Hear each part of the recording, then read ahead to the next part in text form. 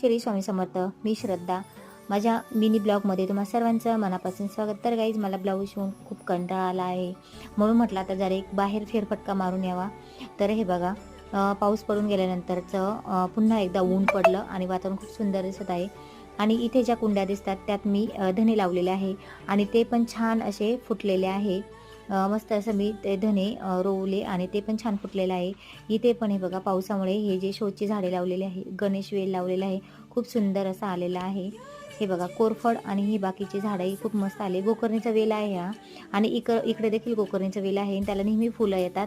हे मी फुलं जे माझं इथे स्वामींचा फोटो वगैरे आहे तिथे मी ठेवत असते. आणि हे झेंडू जेव्हा मी खाली खुरपत होते, गवत काढत होते घरापुरचं, ते झेंडू मला सापडलेलं आणि ते मी वरती आणून लावलेलं.